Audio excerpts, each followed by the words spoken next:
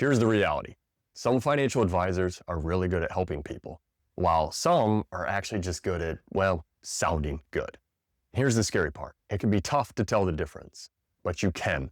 There are certain signs you can look for to be able to differentiate between the two.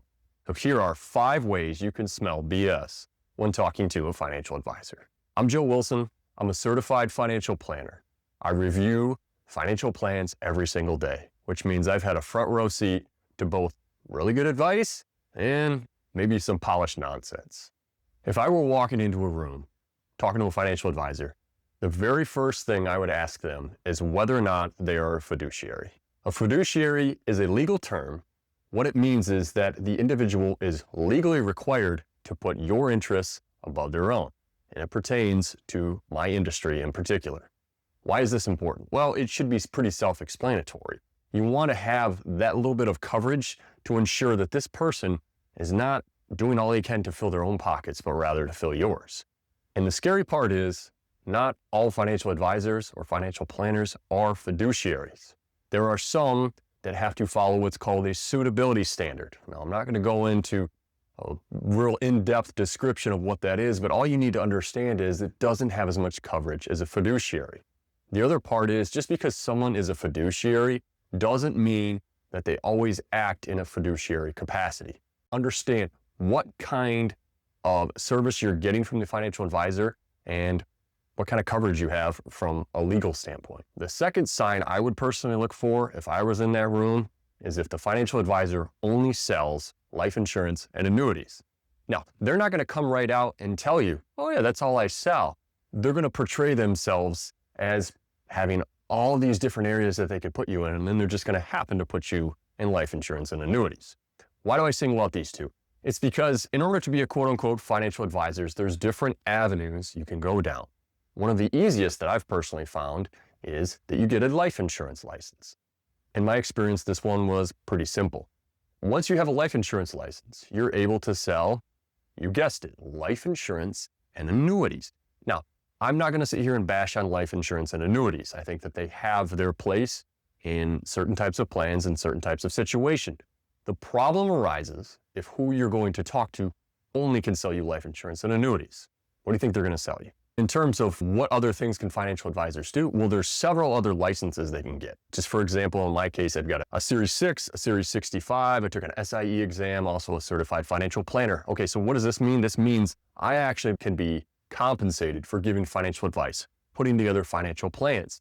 If all someone has is a life insurance license, they're not legally able to do this.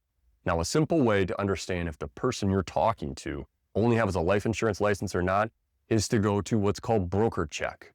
Broker check will show you if someone is registered with either FINRA or the SEC. This means they have one of the securities licenses that allows them to either sell products and get commissions on them or offer financial advice for compensation. Not saying that someone who only sells life insurance and annuities is necessarily a bad financial advisor. But for me, if I was looking for a financial advisor, I want someone that could offer me an assortment of services to ensure that they're covering as many aspects of my financial health as they can.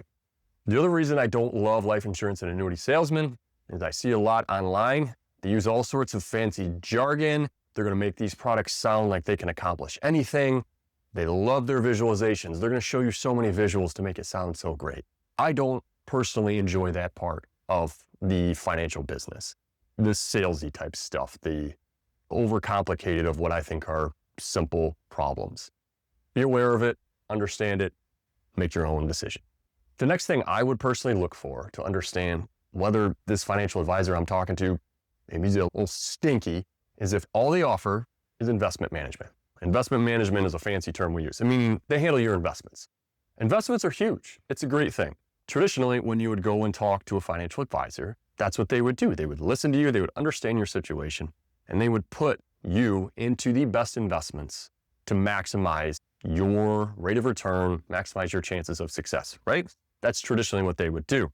Nowadays, financial advisors and financial planners can offer a whole lot more than this. That encompasses things like financial planning. When people come into my office, and I specialize in pre-retirees and retirees, I don't get a lot of questions about investments. People are pretty okay with their investments and the growth they've had. The next thing I see not so great advisors do is they're going to guarantee performance. This is a big no-no in my industry. You're not allowed to guarantee performance. You're not allowed to do it in advertising, but guess what? You get behind closed doors, I can guarantee there are advisors out there who are going to guarantee such things. They're going to tell them how they beat the S&P 500 for so many years. They've been killing it. They're going to talk themselves up to act like they are the greatest investor since Warren Buffett. Well, here's the deal. Nobody can guarantee the future. I don't care how good that they've been in recent past. And to me, the types of people I've seen guarantee performance are the ones that are truly lacking in service. The last piece that I would suggest that you clue in on to understand if the financial advisor you're talking to is a little stinky is if they don't explain concepts very well. I think when people don't explain things well, it's because they're not good at their job. There's a quote out there, something about true mastery is being able to explain a concept in a way that a person who knows nothing about it can understand it. And I think that's true. Education is the utmost of importance to me when I'm working with people, and I think it should be with other financial advisors, because people a lot of times don't understand financial concepts. That's why they come to us, and we fear what we don't understand. And so you're going to make emotional decisions that maybe aren't going to be for your benefit because you don't understand it. So you need an advisor who's going to be able to explain these things to you in a way that you can at least understand it from a baseline level. This isn't just a one-time thing. This is continual. When markets are changing, when tax laws are changing, when all these things are changing in your life, you need someone who's going to be able to explain that to you. So if you get out of that meeting and they've used a bunch of fancy jargon and made themselves sound amazing, but you walk out thinking, I really don't understand what I heard, I think that's a red flag. Did you ask them questions? And how did they answer those questions? Did they beat around the bush? Did they continue with the fancy jargon, leaving you even more confused than when you started? Once again, to me, these are signs that maybe this isn't the best fit for you. When it comes down to it, what I tell a lot of people is, regardless of if they work with me or not, go with your gut. We as humans tend to have pretty good instincts, especially when it comes to our interactions with other humans. I have found in my life, my gut tends to tell me whether or not something's a good idea. I would suggest you listen to yours. When it comes down to it, hey, not all financial advisors are bad. Obviously, I'm one, so I'm not going to badmouth them. But not all of them are great either. It's like I said, it's like a lot of industries. You're going to have the good and bad. The best thing is to understand and have a plan when you're going in. The questions you want answered, the types of things you're looking for in a financial planner or a financial advisor. Understand that when you ask better questions, you're going to get better advice. Financial planning can be an amazing way to build wealth and for you to find your freedom. Be sure to use these points the next time you're talking to a financial advisor.